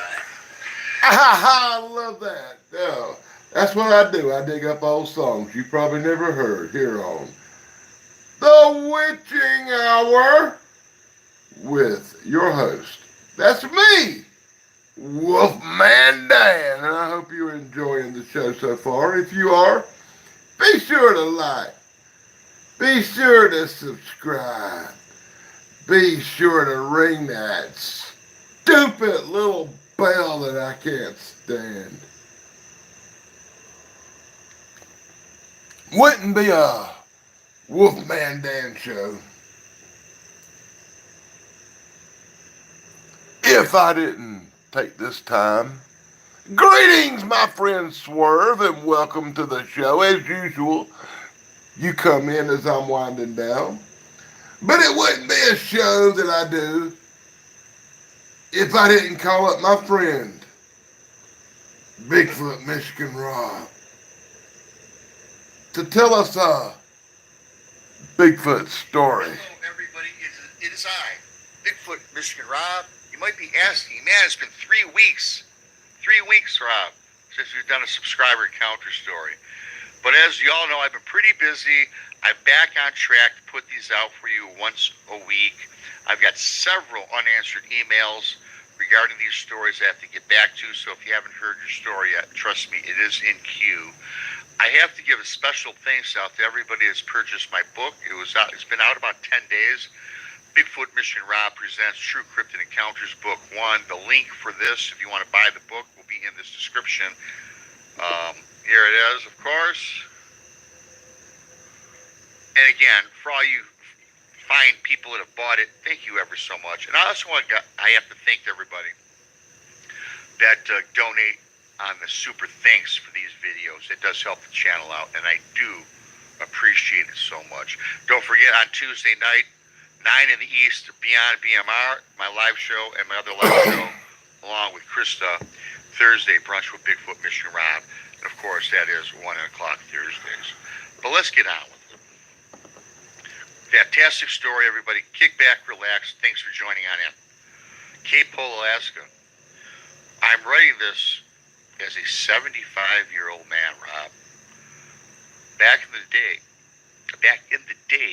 I went by the name of Big Benny, mainly for my stature. I stood 6 foot, 3 inches tall, and weighed nearly 300 pounds. My family was a big player in the logging industry in the town of Cape Pole, Alaska. I was being groomed to take over the family business. That was short-lived. And in fact, the logging industry here ended in 1978. I had worked alongside my father as a 13-year-old, and this was to be mine all one day. First, I will give you a brief history of the town. Cape Pole was a populated place on the eastern shore of Fisherman's Harbor, on the southwest coast of Kosciuszko Island in Prince of Wales, Alaska. I know I botched that, sorry. There was a thriving logging camp from 1954 until it was shut down by a federal court in 1978. A post office was established in 1949, and it discontinued in 1953. As of 2019, some buildings still remain at the town site, but is not reported as separate population on the census since 1980. Getting on with my story. So you guys, today is a ghost town. The night of my 21st birthday, I had fallen asleep. I had become inundated with several dreams. These dreams were in message form. Some of the questions were short phrases, such as, "Why do this? You know nothing. You disturb sacred land." I woke up thinking to myself, what a strange dream. Like most dreams, I soon forgot about it and went on my duties working alongside my father.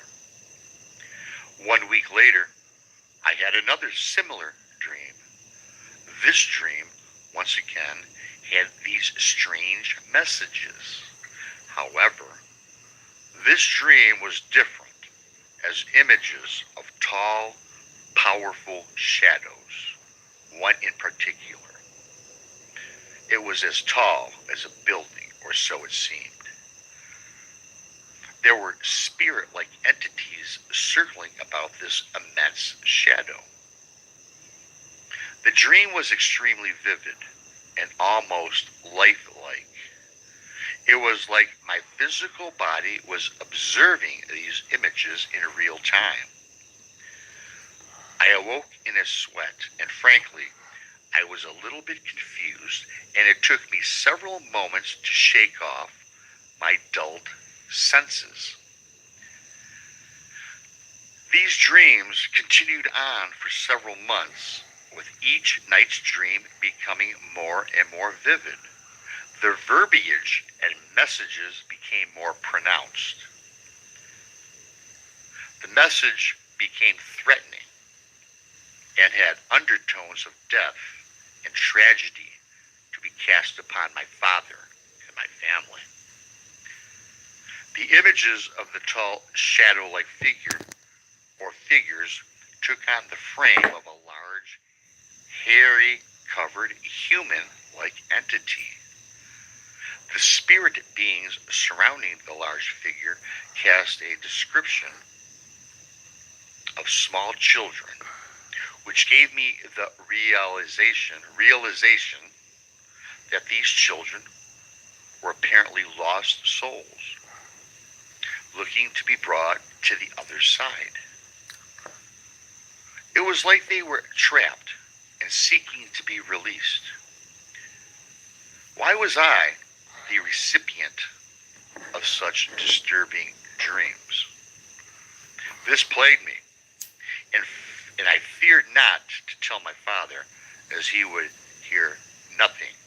He would assume it to be nonsense, and he would perceive me as being weak.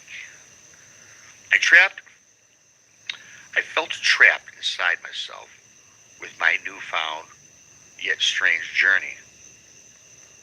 It seemed like every night that I had been transported back in time with these apparitions.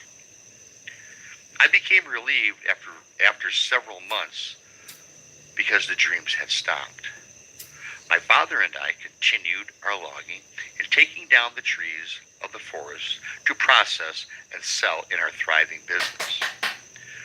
Then one day, just before nightfall, my dreams became a reality. I was off by myself, scouting ahead for a new section to process for the business. Out of the tree line, a very tall and immense figure appeared before me. It had to stand over 12 feet tall. It looked powerful, with a girth expanding, rotating its body of at least 5 feet. The face was discernible as it was covered in hair, but those yellow eyes stared back at me, those yellow eyes. It looked through me. It looked through my inner self, Inner The self. children-like entities appeared around this huge apparition as well. The screams echoed out towards me from these little figures. The screams were agonizing and painful. Then the huge beast spoke to me in my mind. It said, "You have not acted on your messages. You continue to destroy my home and my land. It will be dealt with, and this all ends today." So this is the message that this entity is now communicating to this guy's mind. Horrifying. I was horrified, as he says. I ran to where my father was located about a half mile away. As I made my approach, to my father's work site, many of the company workers were huddled around in a circle, and they all appeared to be distraught. Some were crying, while others were frantically running around. They were running about and they had no apparent destination. It was complete chaos. When I got closer to the men, I saw a large tree had been snapped, not cut as a part of our daily processing, but snapped and then laid upon the ground. And this tree was 5 feet wide around the base minimum. The closer I got to the group and this fallen tree, my worst nightmare had become a reality. Of all the warnings that I received, and my failure to communicate this to my father became an actual living nightmare. Lying underneath the massive tree lay the crushed body of my father. I fell to my knees and wept. If I had only acted upon these visions, I failed my father. I failed my family. My mother later passed away within months, and the family business went bankrupt. Was I supposed to tell my father that we were in danger? Clearly, something wanted us to leave. I think the only reason I am still alive today is that this entity, or whatever this was. Are you having trouble finding a place for your precious bundle? And of course, he's sponsored by these guys, so check this out. Wants me to suffer.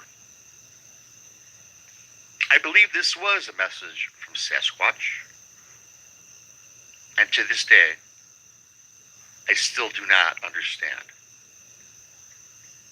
Big Benny.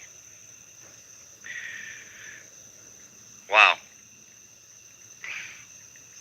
You know, Big Betty, reading that, was this sacred land? Was this a Sasquatch? Was this a message? Certainly, the dreams had every indication to this young fellow to get with his father. You know, the business he was supposed to take over, yet they were perhaps on sacred ground. So the dreams, so I believe these dreams, these messages were set to this man to say, hey, Dad, listen. Now, of course, according to the email, what I just read, I'm sure the father would have blown it off. I'm sure the son did not want to feel, I don't know, ashamed. I didn't think he wanted his dad to cast shame on him, went about his business. But how ironic that during this story, it was brought upon in these dreams that something tragic would happen to the father and the family. And sure enough, ironically, a tree that had been cut down as part of their business crushed the father, the mother passes. And this 75-year-old man, Big Benny, if you're listening, my heart goes out to you, my man. And my heart goes out to you too, my man. I hope you enjoyed that story by Bigfoot, Michigan Rob. Hey, I was checking out the chat just now, and this dude named Helton, a.k.a. Faster Man. Hey, dude. That's my friend, Bigfoot, Michigan Rob. And did you know? My friend Rob, he's an author. He writes books, dude. Hey, as a matter of fact, I just got his new book, and I'm going to play you a video from my channel. Well, a few seconds of it. Check this out. Danny Staten here on the Daily Dan blog. God, am I excited. excited. I'm having a good week for getting packages through the mail. I want to give a special shout out to my friend Thrash Pondo Ponds. Hey, I got your new shirt, brother. It rocks. I love it. It's based on the Flash Gordon logo, but it's Thrash Pondo Ponds. You know Thrash Pondo Ponds? You can find him here on YouTube. He saved every one of us. Yeah, he did. And my friend Dave Sunstorm sent me some really cool stuff. Check this out.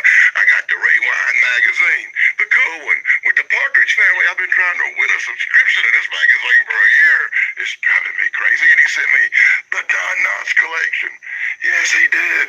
Oh, I can't wait to sit back Sunday and enjoy all the really cool Don Knotts movies. But here, we're here for something different today. I just got this package and I'm about to open it live. That's right, my excitement boils over for this one. This is something I'm really excited about. Oh yeah, a special shout out to Mr. Blondie. Mr. Blondie sent me UFOs and flying saucers. I'll have to check that book out too, but this is the book I want to get into. So let's do a live opening. I should have posted. Okay. I removed my name and address in case you wondered. And here it comes. Dun, dun, dun. Oh my God, it's True Cryptid Encounters Book 1, the new book by my friend, Bigfoot, Michigan Rob. And I couldn't pronounce Bigfoot, Michigan's Rob. It's last name. If I was sober. Check this out. It's got the really cool cover by Jason McLean on it. Wow, he does some wonderful art. And that art's really not done with AI. He's a real artist. He drawed that stuff according to Rob. That's pretty cool. And I love the way they've done this book. What do y'all think? Let me know in the comments below. And if you want to pause the camera right now, you can read Bigfoot Michigan Rob's intro to the book. Here on the back cover. I think that's pretty cool, Rob. And of course, he wouldn't be Rob if he didn't have a really cool picture. Hey, I think he was wearing that bandana in today's show. Hey, he hit us with the black and white NWO bandana, Rob. Really cool, dude. And now we'll give you a quick, brief summary of some of the really cool Bigfoot and Dogman stories I think you'll find in here. I don't know if all of them's Bigfoot. We may have a different kind of cryptid, a flying cryptid or a Dogman story or a werewolf even. Oh my goodness. I love the titles. Kentucky Bigfoot, River Basin Bigfoot, and Canoe Story. That's right. You can find Bigfoot Michigan's Rob book on Amazon. True Cryptid Encounters Book 1. I strongly suggest you pick it up. And like I pointed out, my friend Rob, he writes books. He does a great job. I love his books. As a matter of fact, if you check it out, I actually own Bigfoot Michigan Rob's book, just like you saw in the video. I've been reading it, and it's wonderful. Be sure to order it on Amazon. It's available today. Daddy Dan's about wasted. The show's about over, and I thank everybody for coming. Be sure to like, subscribe, and ring the bell, and I'll end this show tonight the way I always do, with my theme song. Thanks for coming. Down in South Carolina, way down yonder, there's a big old critter that likes to wander around my backyard sometimes late at night. Well, it ain't no beaver, bobcat, or bear, 'cause he's 8 foot tall and covered in hair, and the first time I seen him, he gave me quite a fright. Well, he eats from my garden and pees in my grass, and he stinks like a skunk mixed with grizzly bear ass, and he scares my cats when they smell him come around. Well, he spends his time peeking around trees, and he thinks what he wants, and he does what he pleases, like scratching his butt and making a grunting sound. Sasquatch, Sasquatch, knocking on the trees, chucking rocks and screaming like a troop of chimpanzees. Sasquatch, Sasquatch, running around my place. Are you the missing link, or are you from outer space?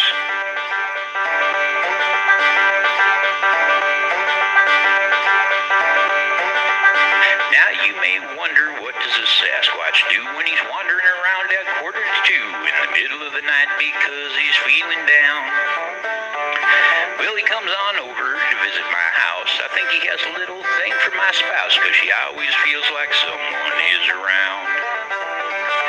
Well, he looks in the windows and checks out my wife. Can't say as I blame him. She looks pretty nice in a fuzzy robe as green as the foam of the sea. Well, he stands and he blinks as he ponders and thinks about humans and love, and she smiles so sweet. He wonders what the heck she sees in me. Sasquatch, Sasquatch, stop looking in my windows. I think it's kinda creepy, you voyeuristic weirdo.